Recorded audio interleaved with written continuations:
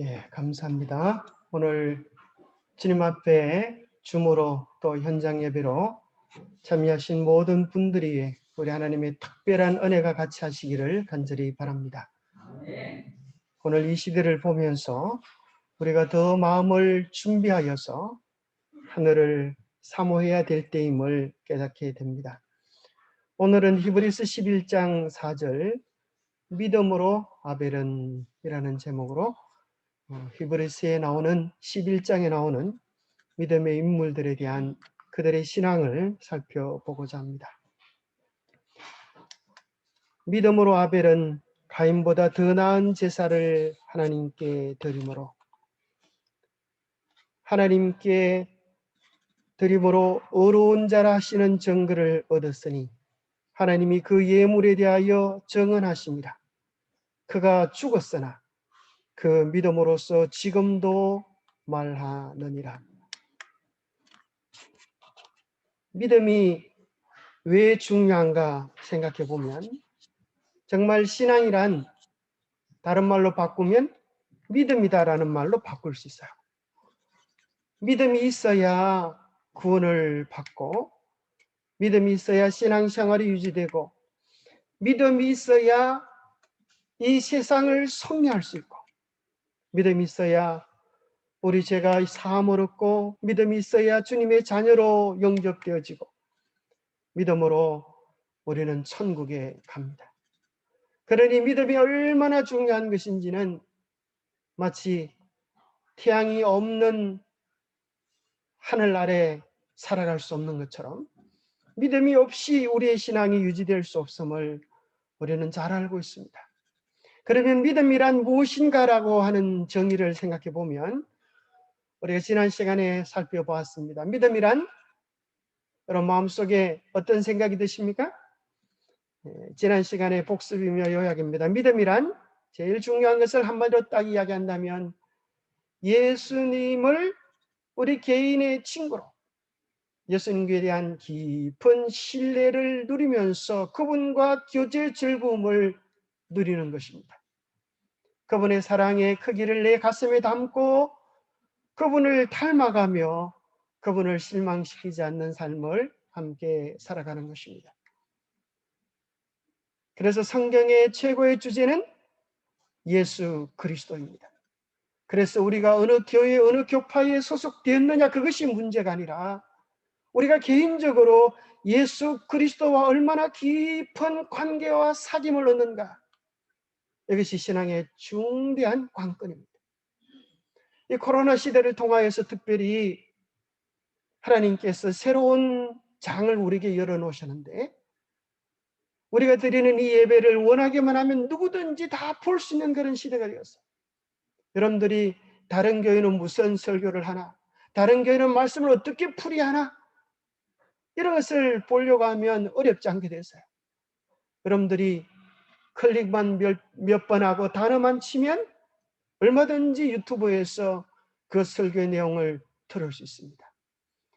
또 뒤집어 생각해 보면 우리의 기회를 외치기 위하여 집집마다 찾아다니면서 애쓰는 수고를 하나님께서 주로 들게 하지 않으셨는가 생각이 들어요. 중요한 것은 뭐가 필요합니까? 하나님의 말씀에 대한 바른 이해와 깨우침. 정말 그 말씀을 볼 때에 이것이 정말 성경의 중심이구나, 말씀의 핵심이구나, 이것이 예수님께서 우리에게 전달하고 싶어하는 예수 그리스도의 마음이구나 하는 사실들을 깨닫게 해줄 때 많은 사람들이 그 말씀에 대하여 마음을 기울이게 될 것입니다. 우리가 아무리 많은 성경절들을 동원한다 할지라도 그 말씀들이 예수님과의 깊은 사귐으로 우리를 이끌지 못하면 그 많은 것들이 무익합니다. 비록 한 말씀이라 할지라도 오늘 내 마음을 열고 예수 그리스도를 만나게 하고 그분을 닮게 하고 그분을 바라보게 할 수 있다면 우리는 그 말씀 속에서 주님의 심정, 주님의 마음을 만질 수 있는 것입니다. 마치 12년 동안 혈류병 걸린 여인이 예수님의 옷자락을 붙잡고 살아나는 경험 같은 경험을 우리가 할 수 있는 것입니다. 믿음이란 바라는 것들에 대한 권리 정서입니다. 정말 믿음이란 얼마나 놀라운지 우리의 마음에 바라는 것들, 꿈꾸는 것들, 소망하는 것들을 실현시켜 주시겠음에 대한 보증으로서 권리 정서를 가지고 있는 것입니다. 믿음은 보이지 않지만 주님께서 말씀해 주셨기 때문에 그것에 목숨을 걸 수 있는 충분한 확신을 이야기해 주는 것입니다. 보이지 않지만 목숨을 내걸 만한 충분한 확신, 그것을 믿음 안에서 얻게 됩니다.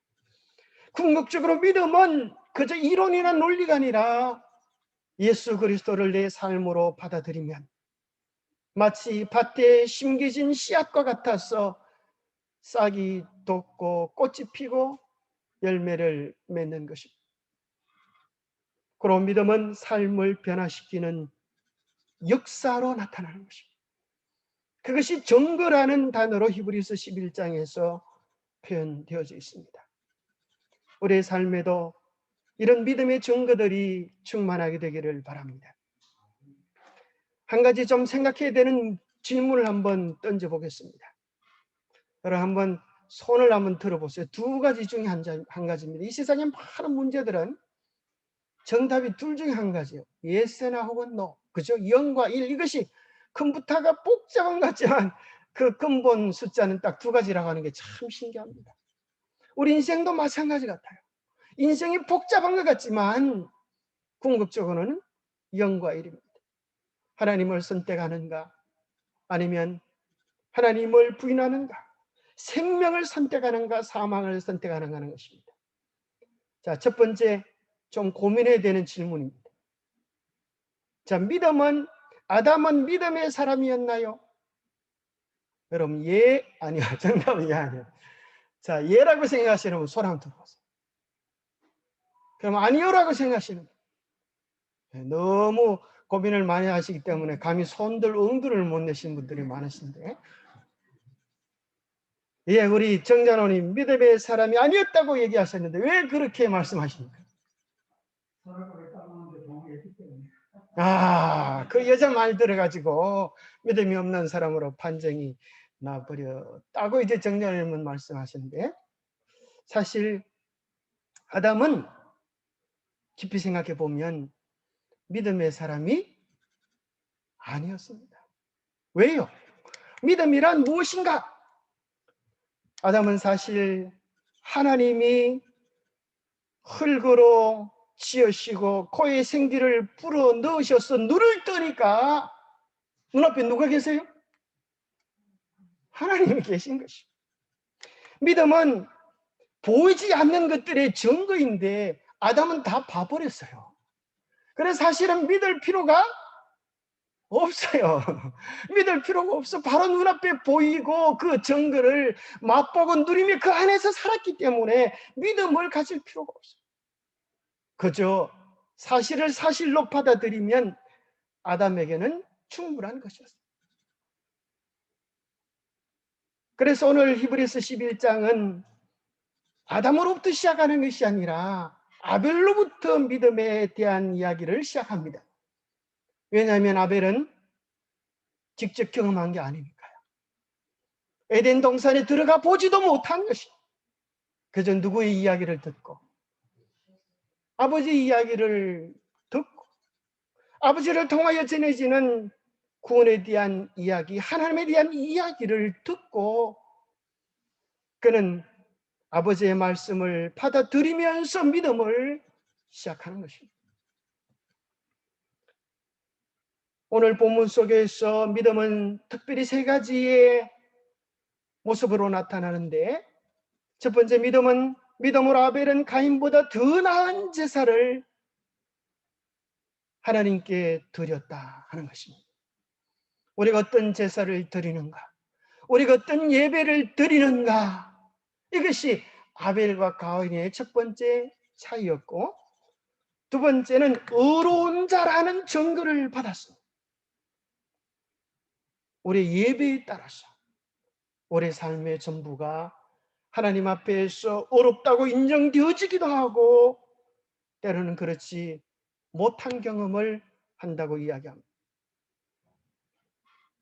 오늘 우리의 삶도 중요하지만 우리의 삶만큼이나 아니 그보다 더 중요한 것이 오늘 하나님 앞에서 우리의 마음과 예배와 정신이 어떠하냐는 것입니다. 거기에 따라 우리는 구원받는 하나님의 백성으로 설 수도 있고 때로는 진리와 오류를 분별하지 못하여서 주의 오심이 가까움을 보고도 썩어질 세상을 놓지 못하여 무너진 인생을 살아갈 수도 있는 것입니다. 그리고 마지막으로 이야기하기를 그가 죽었으나 믿음으로써 지금도 말하느니라. 그래서 이것은 세 가지 내용이지만 세 단계입니다.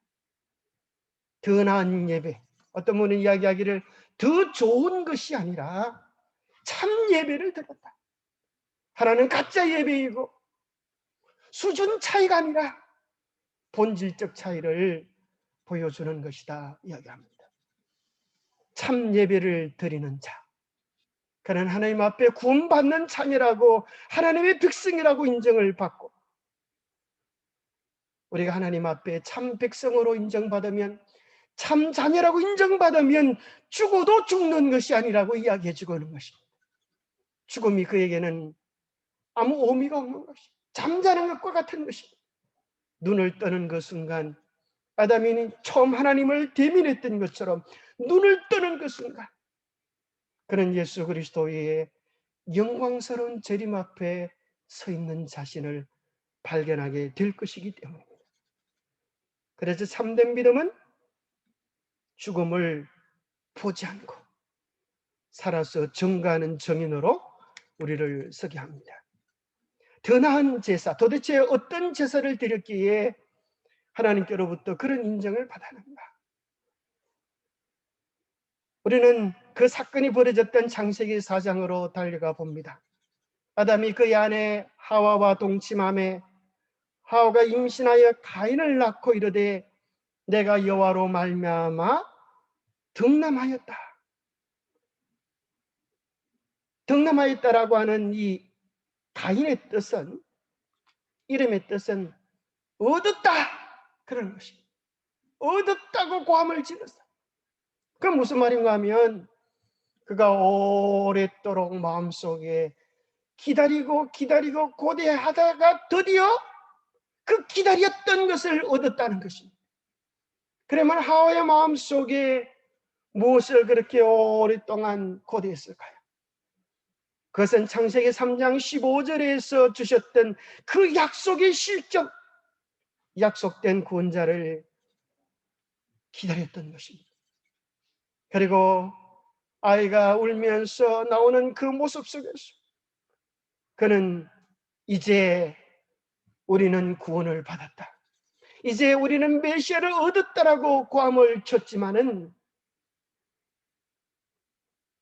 SD 바이블 코멘터리에 보면 이렇게 이야기합니다. 얼마나 절망적 희망인가. 말이 참 이상하죠.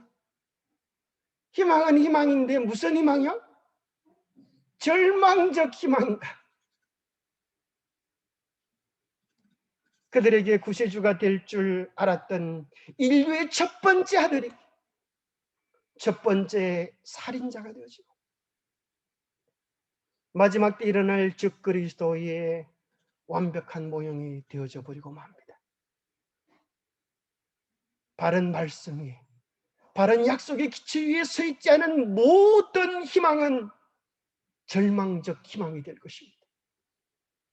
예수 그리스도의 반석 위에 서 있지 않은 모든 희망의 소식들은 가짜 뉴스인 것입니다. 예수 그리스도만이 만세의 반석이 되어서 우리의 모든 소원을 충만히 채워주시고도 남는 능력과 힘이 있게 될 것입니다. 첫 번째 아담이 가인을 얻고 나서 얻었다 그렇게 고함을 쳤지만은 키워보니까 신통찮아요.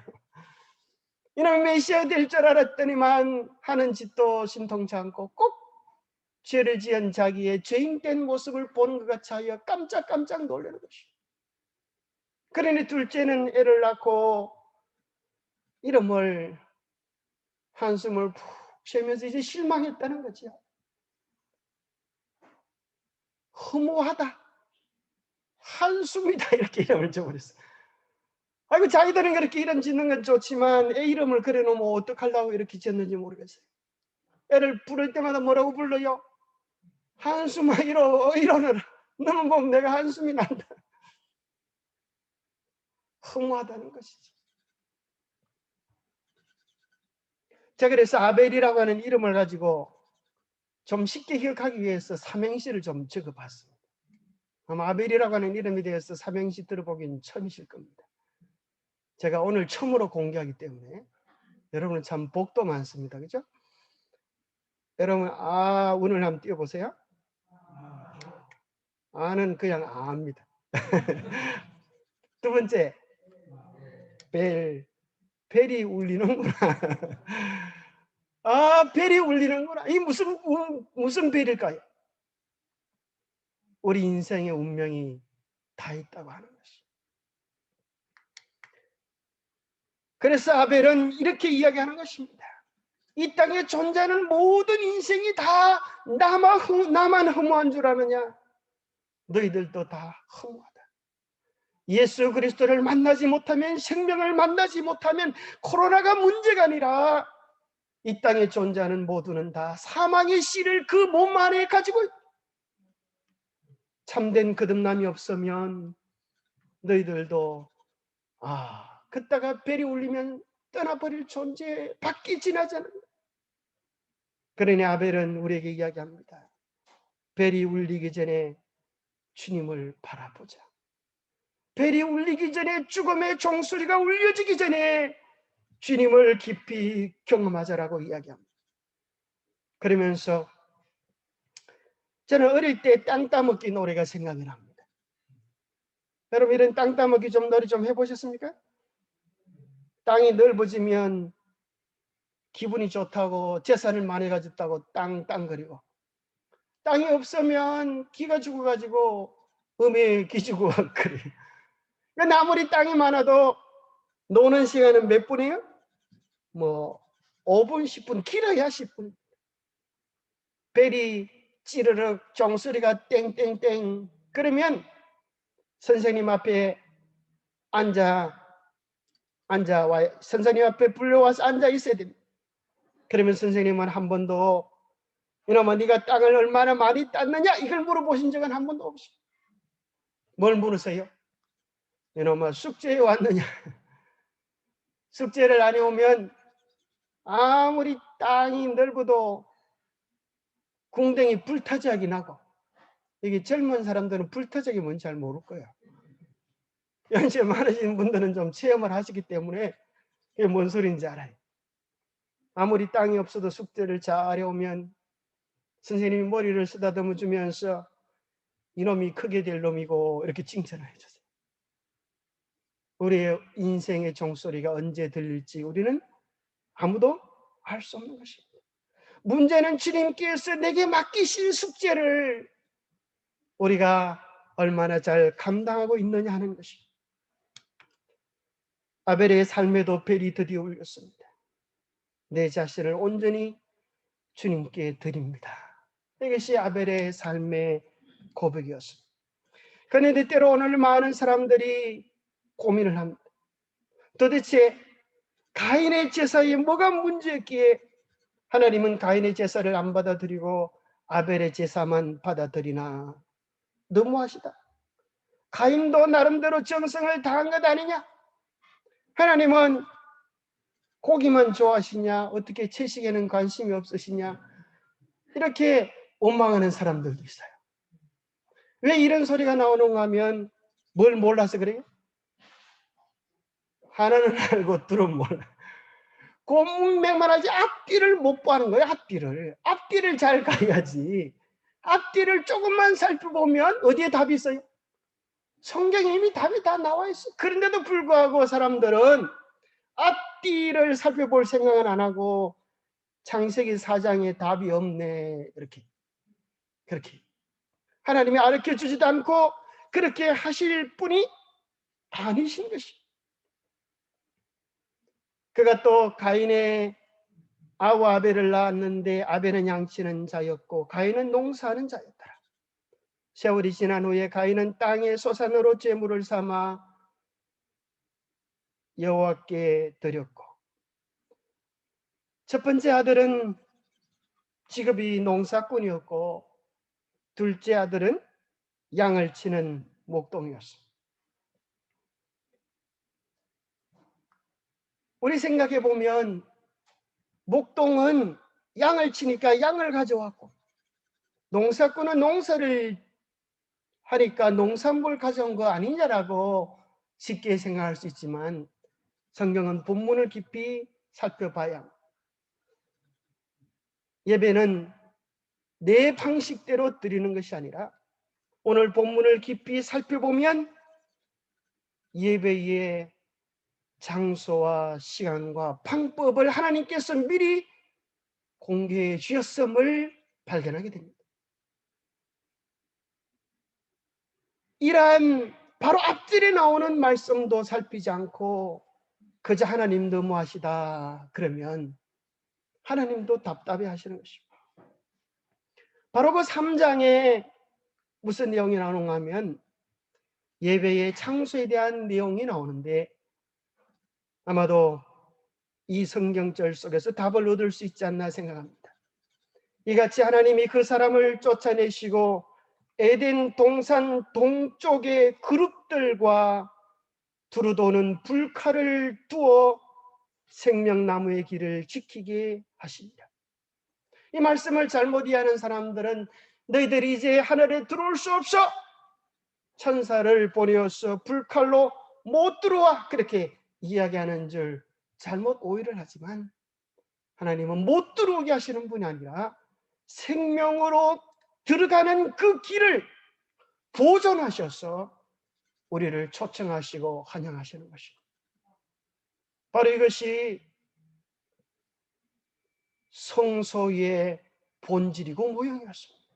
여기 나오는 그룹 천사는 바로 시온자 위에 있는 그룹 천사를 이야기하고, 불칼은 놀랍게도 하나님의 임재를 상징하는 쉐키나라고 하는 하나님의 영광의 모습을 그려주고 있는 것입니다.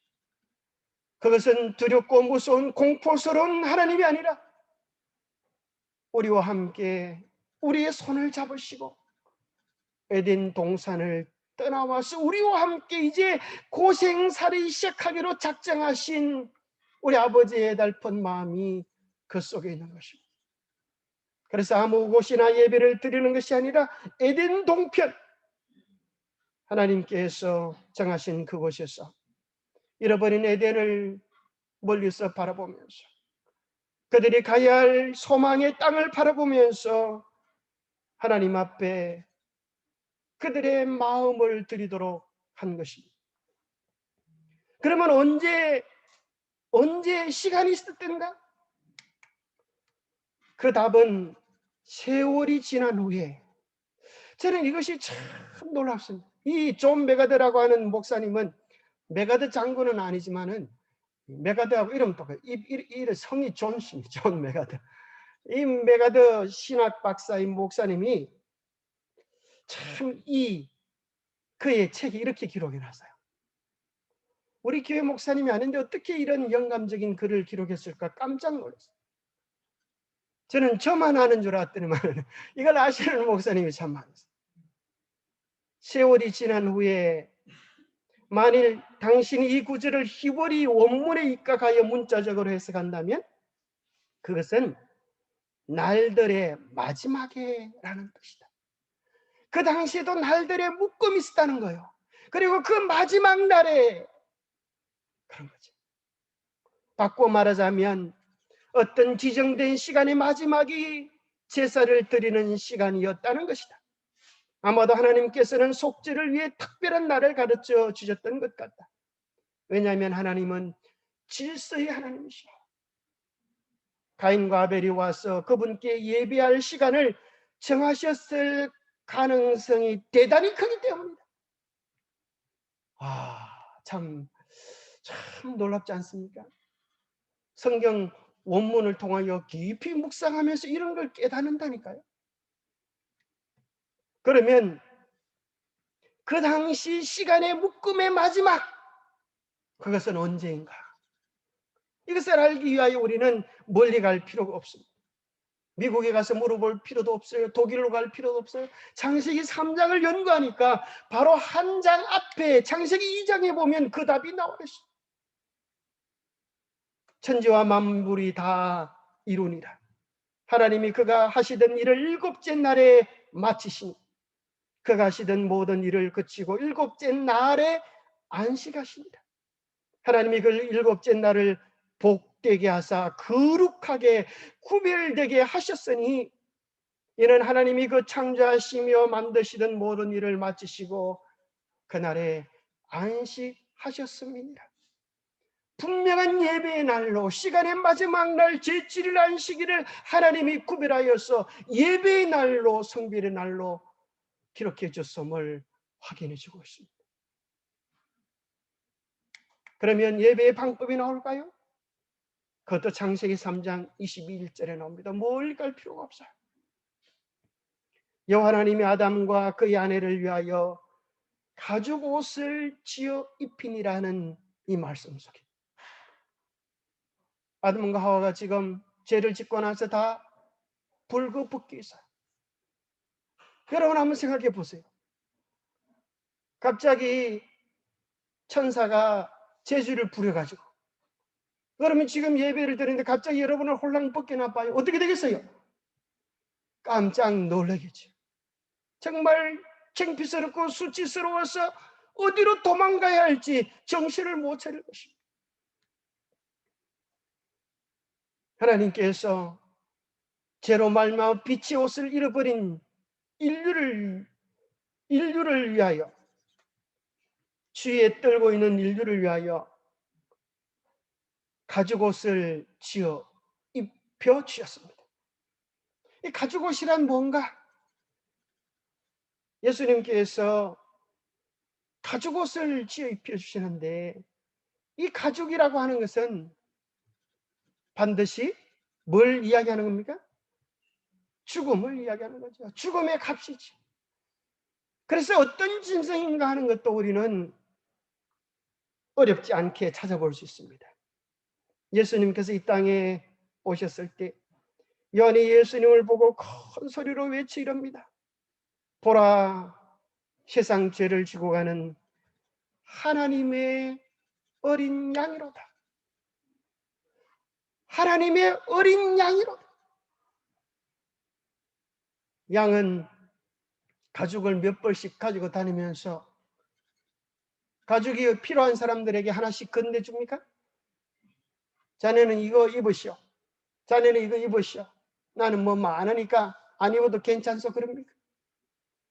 오늘 이 가죽옷을 준다는 말은 자기의 생명 전부를 준다는 이야기죠. 어떤 분이 에덴 동산의 사건을 나름대로 묵상해 봤는데 꽤 일리가 있는 것 같아요.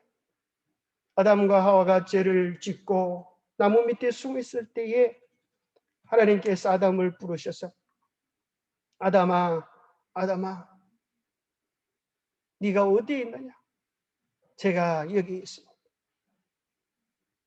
누가 그렇게 하였느냐? 여짜저짜 하시다가 하나님께서 이제 양을 한 마리 불러봐라. 네가 가장 좋아하는 양을 불러봐. 양을 부르자 그 양은 여느 때와 다름없이 아담에게 달려옵니다. 그리고 하나님은 아담에게 이야기합니다. 돌을 들어서 그 양을 죽여라. 처음에는 무슨 말인지도 모르고 하나님의 준엄한 명령에 양을 돌로 내리치기 시작합니다. 양은 피투성이가 됩니다. 그리고 맑고 영롱한 눈으로 아담을 바라보면서 나는 당신을 사랑하는데 당신은 왜 나를 때립니까? 그런 눈초리 같은 것이. 드디어 양이 피를 흘리며 쓰러져. 아담이 정신 차려 보니까 그의 온 몸은 피투성이가 되어 있는 것이고, 그때 아담의 내리 속에 문득 스쳐 지나갔던 내용은 네가 선악을 알게 하는 나무의 실과를 따먹는 날 정령 죽으리라 하셨던 그 말씀이 생각이 나서, 하나님, 제가 이렇게 죽어야 된다는 말씀. 그때 하나님께서는 아담을 향하여 네가 죽는 게 아니라 너희의 죄로 인하여 예수 그리스도가 그렇게 죽어야 할 것을 말씀하시고, 그 양의 옷을 벗기셔서 그 양의 가죽으로 옷을 입혀 주시면서 구속의 원리를 설명해 주시지 않았겠습니까? 오늘 우리가 입는 구원의 은혜는 그저 받는 것이긴 하지만 그것은 값으로 헤아릴 수 없는 무한한 주님의 보혈임을 기억해야 합니다. 십자가, 그 어린 양은 우리에게 십자가의 큰 구원의 길을 보여줍니다.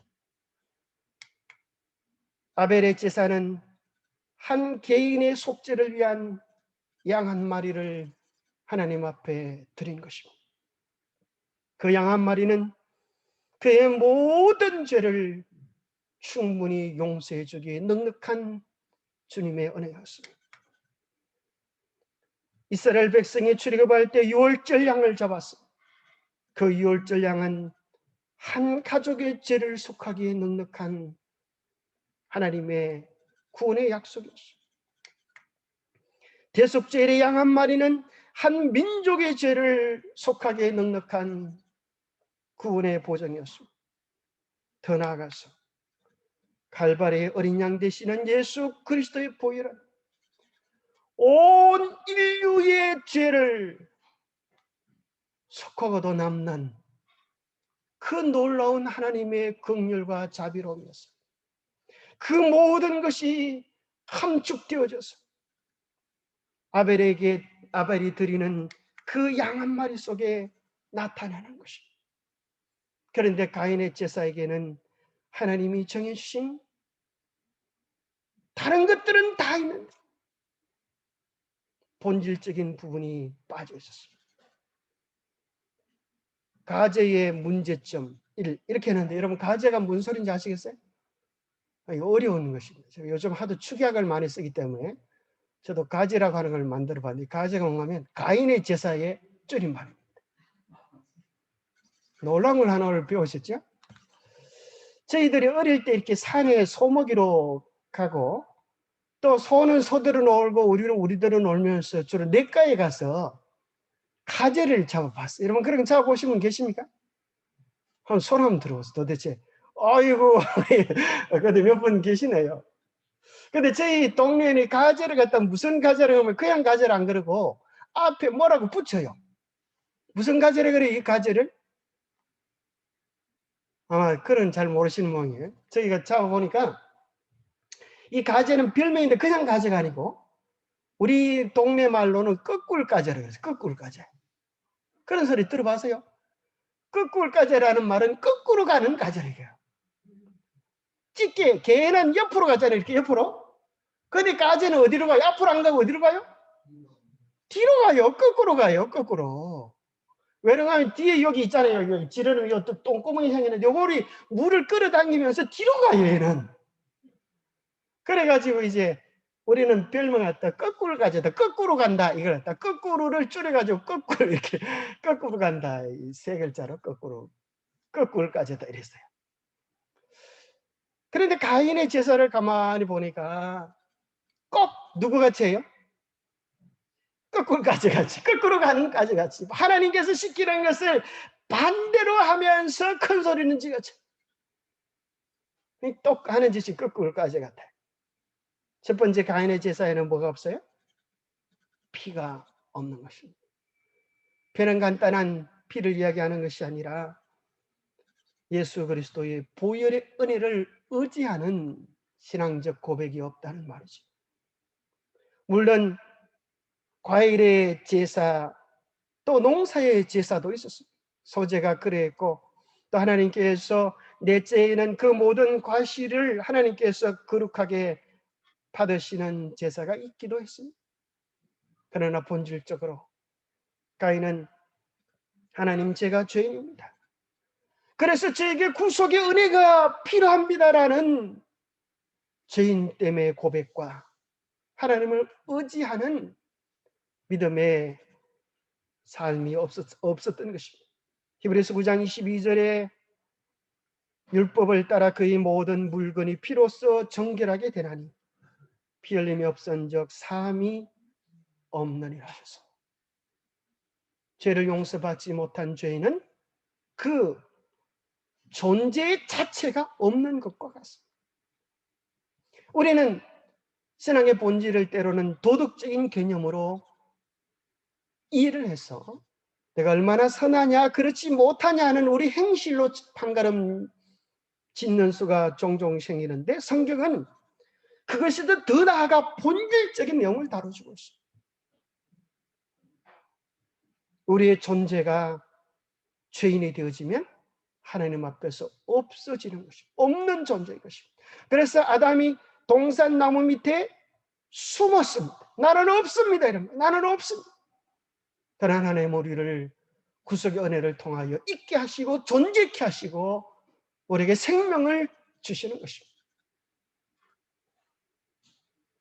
없는 자가 제사를 드린들 그것이 어떻게 하나님께 간합이 될 수 있겠습니까? 이 까제의 두 번째 문제는 뭐가 없는가 하면 마음이 없었어요.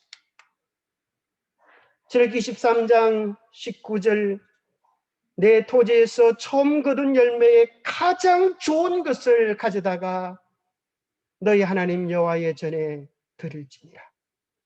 그는 토지에서 거둔 제사를 드렸지만 성경은 이야기하기를 첫 번째 것을 드렸다라는 표현이 없어요. 아벨의 제사에는 첫 양을 드렸다 그렇게 나와 있습니다. 그러나 가인의 제사에는 그러한 표현이 없습니다. 대신 가인의 제사에 대한 표현을 보면 뭐라고 나누는가 하면 창세기 4장에 보면 땅의 소산으로 제물을 드렸고, 땅, 흙, 곧 육신의 열매, 자기 잘남을 하나님께 드린 것입니다. 그의 제사에는 처음의 것, 가장 좋은 것, 최선을 드리는 진정성이 상실되어져 있었습니다. 내 제물과 내 사업산물의 처음이건 열매로 여호와를 공경하라. 이것은 매 시대에 전해지는 하나님께서 받으심직한 예배의 정신이요 마음인 것입니다. 우리 하루의 모든 시작들이 말씀 안에서 주님과 함께 시작이 되어지게 되기를 간절히 바랍니다. 오늘날 많은 사람들은 구주 예수님을 좋아하지만 주 예수님은 싫어합니다. 자, 구주 예수님은 뭘까요? 나에게 구원을 주시는 예수님. 주 예수는 내 인생의 주인이 되어서 이렇게 해라 저렇게 해라 이끄시는 예수님은 싫어한다니까요. 내가 그저 교회 잘 다닐 테니까 더 이상 내 삶에 관여하지 마십시오. 나는 내 보고 싶은 것 보고 내 먹고 싶은 것 먹고 내 가고 싶은 데 가겠습니다. 문제는 우리의 마음이 다른 곳에 꽂혀 있음을 이야기해 주고 있는 것입니다. 우리의 마음이 꽂혀진 곳, 그것이 우리의 운명이 꽂힐 자리임을 기억하시게 되기 바랍니다. 가인의 세 번째 문제점은 무엇인가 하면 예배는 그럴싸하게 드렸을지 몰라도 삶이 빠져 있었습니다. 요한일서 3장 12절은 이야기합니다. 가인같이 하지 말라. 그는 악한 자에게 속하여 그 아우를 죽였으니 어떤 이유로 죽였느냐? 자기의 행위는 악하고 그의 아우의 행위는 의로움이라. 그의 행위는 악했다. 더 나아가서 그는 악한 자 사단에게 속한 자였다. 얼마나 무슨 말입니까? 우리의 삶은 때로 내 쾌락을 추구하면서 우리는 내 즐거움을 추구한다고 생각합니다. 생각해 보면 마귀의 속삭임이 있었음을 알게 됩니다. 마귀의 꾀임이 있었음을 알게 되는 것입니다. 삶이 뒤따르지 않는 예배. 이사야서 1장은 하나님께서 정말 견디기 싫어하는 것, 거기에 대해 이야기하기를 하나님은 재물과 함께 예배와 함께 안식일과 함께 악을 행하는 것을 견디지 못하겠노라. 차라리 그만두는 게 좋겠구나. 그런 말씀을 하고 계세요. 악인의 재물은 본래 가정하거든 하물며 악한 뜻으로 드리는 것이래. 복음은 마음으로 받아들일 때 우리의 삶을 통째로 변화시키는 힘이 그 말씀 속에 있음을 우리는 발견하게 되는 것입니다. 가제의 마지막 문제점은 계명이 빠져 있었습니다. 죄는 언제나 요한일서 3장 4절에 보면 죄를 짓는 자마다라는 말은 죄를 지을 때마다 죄를 짓는 모든 형편 속에 공통된 특징이 있는데 그것은 불법을 행하는 것이다. 하나님의 계명을 범하는 것이다. 왜냐하면 죄는 곧 불법이기 때문이다라고 선고해 주고 있습니다. 우리는 어제 저녁 다윗의 삶을 살펴보았는데 다윗의 죄도 하나님의 십계명 앞에 설 때 분명히 나타나는 것입니다. 살인죄와 간음죄와 첫 번째, 너는 나 외에 다른 신을 섬기지 말라고 했는데 자기 욕망을 하나님 뜻보다 우선에 두고 있었음을 발견하게 되는 것입니다. 마지막 온 세상을 미혹시킬 그 적그리스도에 대해서도 하나님의 말씀은 이렇게 묘사해 줍니다. 누가 어떻게 하여도 너희가 미혹되지 말라. 먼저 배도하는 일이 있고 저 불법의 사람 곧 멸망의 아들이 나타나기 전에는 그날이 이르지 아니할 것이다.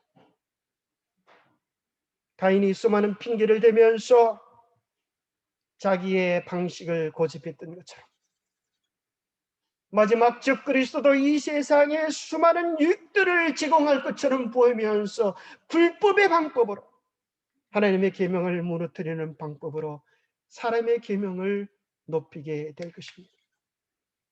그래서 거짓 종교의 원조가 까제였습니다. 가인의 제사가 거짓 종교의 원조가 되버립니다.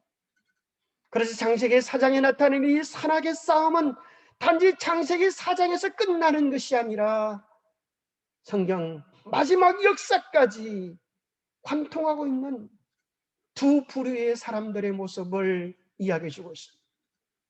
예수 그리스도를 온전히 따라가는 사람들, 하나님의 방법을 따라가는 사람들이 있는 방면에 하나님의 방법이 아니라 내 방법을 고집하는 사람들이 있을 것을 이야기해 주는 것입니다. 하나님이 정하신 길은 이것입니다. 다른 이로서는 구원을 받을 수 없나니 자나 사람 중에 구원을 받을 만한 다른 이름을 우리에게 주신 일이 없음이라 하였더라. 그런데 사람은 이렇게 이야기합니다. 아닙니다. 꼭 그럴 필요가 있겠습니까? 왜 꼭 그래야만 합니까? 세상의 길이 한 길밖에 없습니까? 어쨌거나 서울 가면 되는 것 아닙니까? 다른 길이 있다. 나는 내가 원하는 바를 무엇이든 할 수 있고 그래서 선하게 될 수 있다. 만일 내가 충분할 만큼 선행을 쌓게 되면 나는 궁극적 선의 경지에 도달할 수 있다. 오늘 수많은 사람들이 하나님 아닌 다른 데서, 예수님이 아닌 다른 데서 구원을 찾습니다. 그것은 그럴싸해 보일지 모르지만 어떤 게는 사람의 보기에 그럴싸해 보이지만 필경은 멸망의 길이라고 성경은 선고해 주고 있습니다. 비록 하나님의 사랑을 외면하고 등진 가인이라 할지라도 하나님은 찾아오시고, 하나님은 그 가인의 안색까지 살피세요. 세상에 이런 하나님이 어디 계십니까? 우리 같으면 당장 죽밤이라도 주고 호통을 좀 쳤을 법한데, 하나님은 오셔서 뭐라 그러시는가 하면, 네가 분하여 함은 어찌 됨이며 안색이 그렇게 변하면 어찌 된 일이냐? 내가 선을 행하면 어찌 낯을 들지 못하겠느냐? 선을 행하지 아니하면 제가 문 앞에 엎드리느니라. 죄가 너를 원하나 너는 죄를 다스릴지니라. 이 말을 좀 더 쉽게 설명한다면 이렇게 번역할 수 있다고 존 메가더 목사님이 얘기합니다. 보아라 가인아, 이것이 마지막이 아니다. 만일 네가 다시 돌아와 바르게 행하고 순종하는 믿음으로 바른 제사를 드리면 너도 내 동생같이 연락될 것이다. 그러나 만일 내가 이와 같이 아니하면 죄가 웅크러뜨리고 있는 맹수같이 너를 죽이려고 뛰어오르려고 하는 것 같이 내 문 앞에서 기다릴 것이다. 너는 반드시 죄를 물리쳐야만 한다. 그런데 가인의 반응은 무엇이었습니까? 그 하나님의 자비의 초청을 듣고 나서 그는 다시 제단을 새롭게 쌓을 생각은 하지 않고 그는 아벨을 불렀습니다. 아벨아, 나와 함께 들어가자. 그들이 들어 있을 때에 가인은 그의 아우 아벨을 쳐 죽였습니다. 듣기 싫다는 것이죠. 그리고 핑계거리를 찾은 것이죠. 너 때문에 하나님이 내 예배를 받지 않았노라고. 진리가 비진리에 의하여 핍박을 받고 이단으로 정죄를 받고 그곳에 가지 말라는 소리를 듣는 것이죠. 그럴 뿐 아니라 가인은 하나님의 뜻에 대하여 거짓말을 하고 심지어 조롱하고 빈정거리기까지 합니다. 내 아벨이 어디 있느냐라고 물으실 때에 내가 알지 못합니다. 내가 내 아우를 지키는 자입니까? 아주 그가 빈정거리면서 그렇게 하나님 앞에 반응하는 것입니다. 4장 13절을 현대인의 성경에 보면 가인이 이렇게 말했습니다. 내 벌이 너무 가혹하여 감당할 수 없습니다. 하나님, 나는 이것을 참을 수가 없습니다. 이거야말로 하나님께서 너무 하시는 것 아닙니까? 이것은 너무나 지독합니다. 그의 마음속에 죄는 모르고 이제 땅이 난 저주들, 하나님의 벌을, 하나님의 어려움들을 얘기할 때에 그는 이렇게 불평하고 원망하면서 그의 삶에 회개가 없었습니다. 마지막으로 그는 하나님을 떠난 배도의 길을 걷게 되었습니다. 가인이 여호와 앞을 떠나서 에덴 동쪽 땅에 거주하였더니 아내와 동침함에 그가 임신하여 에녹을 낳은지라. 가인이 성을 쌓고 그의 아들의 이름으로 성을 이름하여 에녹이라 하니라. 성을 세우려는 그의 시도는 그에게 유랑 생활을 선고한 저주에 반항하고자 하는 욕구의 사주를 받았을 가능성도 있습니다. 그래서 그는 성을 쌓았습니다. 이제는 나는, 하나님은 너는 방랑하는 자가 되리라 그러는데 나는 방랑하지 않겠습니다. 나는 이곳에 성을 쌓고 하나님께 대하여 도전하겠습니다. 하는 반항의 칼을 가는 것입니다. 아벨은 두 번째 어려운 자라고 하는 증거를 얻었습니다. 그를 믿는 자는 부끄러움을 당하지 아니할 것입니다. 하나님이 죄를 알지도 못하신 이를 우리를 대신하여 죄를 삼으신 것은 우리로 하여금 예수 그리스도를 받아들이면 그 안에서 누구든지 하나님 앞에 의롭게 인정될 수 있는 구원의 길을 준비해 놓으신 것입니다. 어려운 자라고 하는 것은 예수 그리스도를 입으로만 고백하는 것이 아니라 삶으로 고백하는 것입니다. 그래서 너희가 내 말에 거하면 참으로 내 제자가 되겠다고 약속해 주는 것입니다. 우리는 고백에 합당한 열매가 함께 동반되어야겠습니다. 나를 존중히 여기는 자를 내가 존중히 여기고 나를 멸시하는 자를 내가 멸시하리라 하십니다. 에베소 2장 10절, 우리는 하나님의 작품입니다. 여러분 참 감사하지 않습니까? 우리는 존귀한 하나님의 글작품들인 것입니다. 무엇을 위해 우리를 만드셨는가? 선한 일을 하게 하시려고 하나님께서 그리스도 예수 안에서 우리를 만드셨습니다. 하나님께서 이렇게 미리 준비하신 것은 우리가 선한 일을 하며 살아가게 하시려는 것입니다. 구원의 은혜를 누리는 자들은 그들의 삶을 통하여 선한 일, 하나님의 품성을 드러내는 아름다운 일을 하게 되는 것입니다.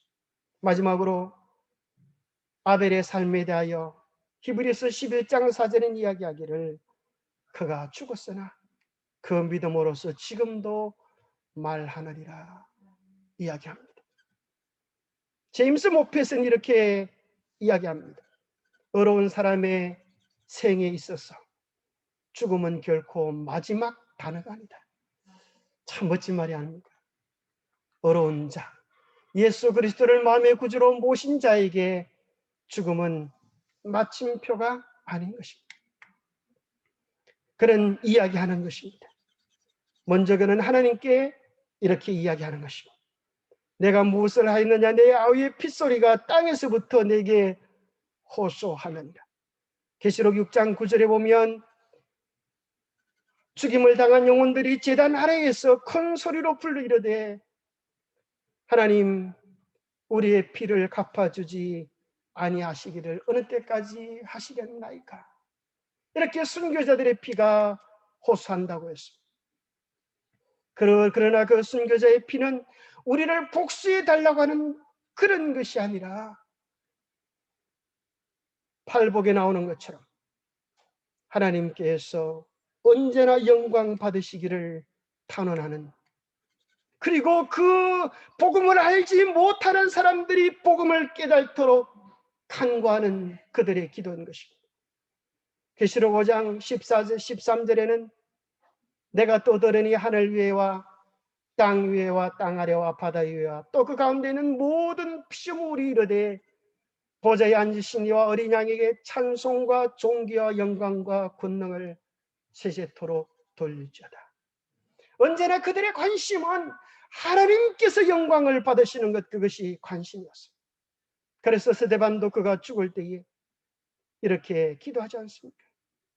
주여, 제가 간절히 바라는 것이 있는데 이 죄를 저들에게 돌리지 마옵소서. 이 말을 하고 자니라. 참 얼마나 아름다운 인생의 마지막 문구입니까? 이 사랑을 경험하고 사울이 바울로 변하는 것 아닙니까? 서울에 가면 순교자들의, 우리나라 선교사들의 무덤이 있는데 그 무덤 가운데 하나는 24세의 젊은 나이로 조선에 와서 불과 8개월 만에 순교한 루비 캔드릭 선교사의 묘비가 있습니다. 24살 젊은 나이에 8개월밖에 활동하지 못했어요. 그러나 그의 묘비에는 이런 글이 적혀 있습니다. 만일 나에게 1000개의 생명이 있다면 모두 조선을 위하여 바치고 싶습니다. 그가 죽기 얼마 전에 그의 고향으로 보내진 그녀의 편지에는 이런 내용이 있습니다. 선교 본부에서도 철수하라는 지시가 있었지만 대부분의 선교사들은 그들이 전도한 조선인들과 아직도 숨어서 예배를 드리고 있습니다. 그들은 모두 순교할 작정인가 봅니다. 오늘 밤은 유난히도 고향으로 돌아가고 싶습니다. 외국인을 죽이고 기독교를 정오한다는 소문 때문에 부두에서 저를 끝까지 말리셨던 어머니의 얼굴이 자꾸 눈앞에 어립니다. 아버지, 어머니, 어쩌면 이 편지가 마지막일 수도 있습니다. 제가 이곳에 오기 전 뒷뜰에 심었던 한 알의 씨앗으로 이제 내년이면 온 동네가 꽃으로 가득하겠지요. 그리고 또 다른 씨앗을 만들어 내겠죠. 저는 이곳에서 작은 씨앗이 되기로 결심했습니다. 제가 씨앗이 되어 이 땅에 묻히게 되었을 때 아마 하나님의 시간이 되면 조선 땅에는 많은 꽃들이 피고 그들도 여러 나라에서 씨앗이 될 것입니다. 저는 이 땅에 저의 심장을 묻겠습니다. 바로 이것은 조선을 향하는 저의 열정이 아니라 조선을 향한 하나님의 사랑이라는 것을 알게 되었습니다. 아버지, 어머니 사랑합니다. 이것이 그녀가 마지막 쓴 편지였습니다. 아벨은 오늘 우리들에게도 이야기하고 있는 것입니다. 인간은 믿음으로만 하나님께 나갈 수 있고 행위로는 아무도 나갈 수 없다고 외치고 있습니다.